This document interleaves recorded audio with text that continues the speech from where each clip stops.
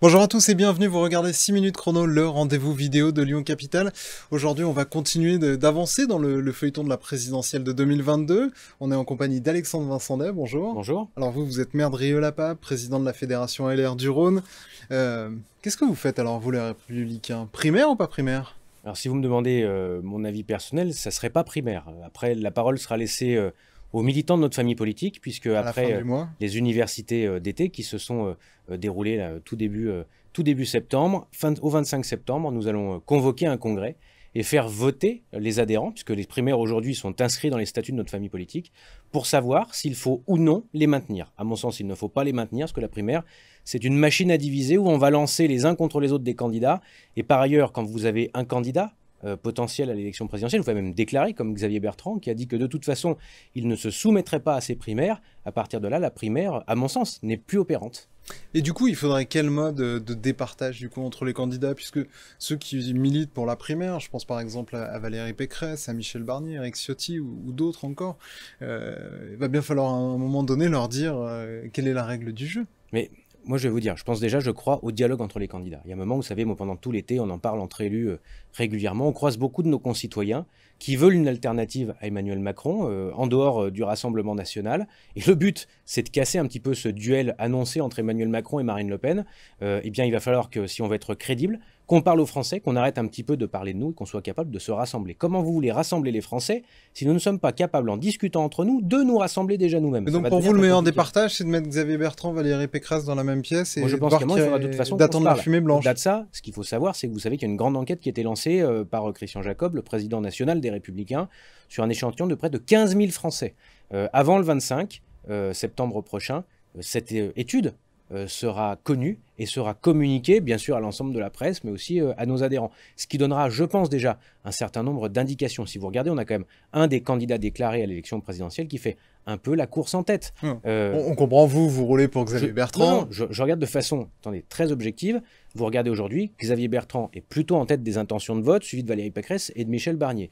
Mais vous voyez que plus les mois passent, plus aujourd'hui le match commence un petit peu à se figer. Et aujourd'hui, les mois passant, les positions ne changent pas. Ce qui veut dire qu'aujourd'hui, vous êtes toujours dans les sondages en 1 avec l'hypothèse Bertrand. Donc Bertrand qui arriverait aux alentours de 17-18%, Valérie Pécresse aux alentours de 14% et Michel Barnier aux alentours de 11%.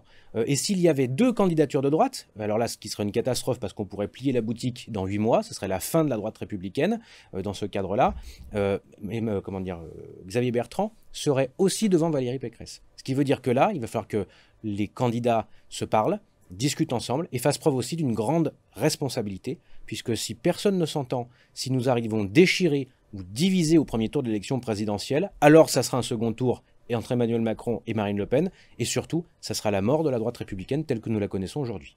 Ce qui est paradoxal, c'est que vous, le patron des LR dans le Rhône, vous militez pour un candidat qui n'est pas LR, alors que les autres candidats sont LR. Puisque Xavier Bertrand a claqué la porte quand Laurent Wauquiez a été élu président. Il a été secrétaire général de notre famille politique, il a adhéré au RPR à 16 ans. D'années maintenant. Non mais, c'est quand même quelqu'un... Il a claqué la porte de votre parti.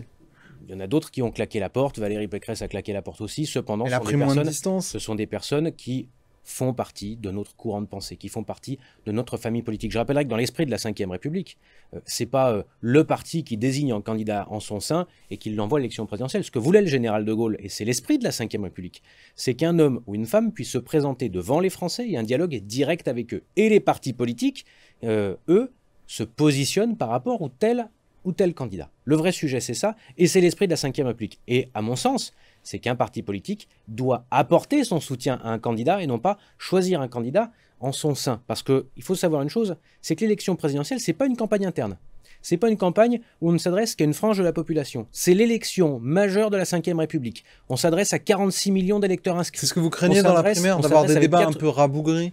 Le problème de la primaire, c'est que vous, pour gagner, tout le monde sait comment ça se passe dans une primaire. Déjà, vous êtes obligé d'humilier vos adversaires pour gagner. Donc, vous créez des fractures, des humiliations, des divisions. Je rappellerai simplement la phrase de François Fillon qui a été faite pour humilier Nicolas Sarkozy et prendre le dessus.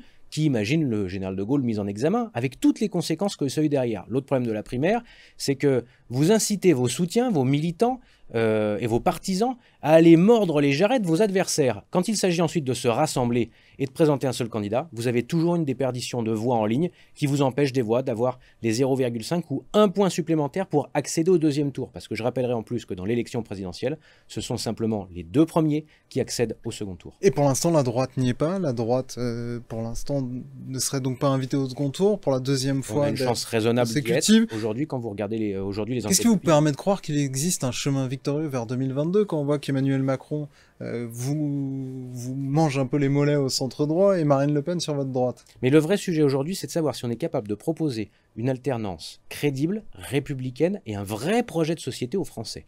Notamment sur la revalorisation du travail. Aujourd'hui, on le voit. Oui, mais votre candidat Xavier Bertrand, celui que vous soutenez, est-ce qu'il reprendra le programme rédigé par les Républicains? Je pense très clairement qu'il travaille, Xavier Bertrand travaille sur un programme comme les autres candidats. Le parti a fait un travail fondamental. Aujourd'hui, sur le programme qu'on a aujourd'hui présenté devant les militants et les jeunes qui se sont rassemblés à Paris, avec un triptyque: libérer, protéger et rassembler. Aujourd'hui, on le voit, le pays est plus fracturé que jamais, donc il est important que nous soyons la famille politique aujourd'hui du rassemblement des Français. Au-delà de ça, il faut bien sûr beaucoup plus de protection, notamment sur la sécurité, et aussi libérer les énergies, les énergies sur l'endettement, sur le poids de la bureaucratie, mais aussi dans les entreprises pour recréer de la croissance, recréer de la richesse et faire en sorte justement de mieux rémunérer nos compatriotes. Merci beaucoup Alexandre Vincendet d'avoir répondu à notre invitation et à nos questions. On se retrouve très bientôt pour 6 minutes chrono, le rendez-vous vidéo de Lyon Capitale. Merci, au revoir.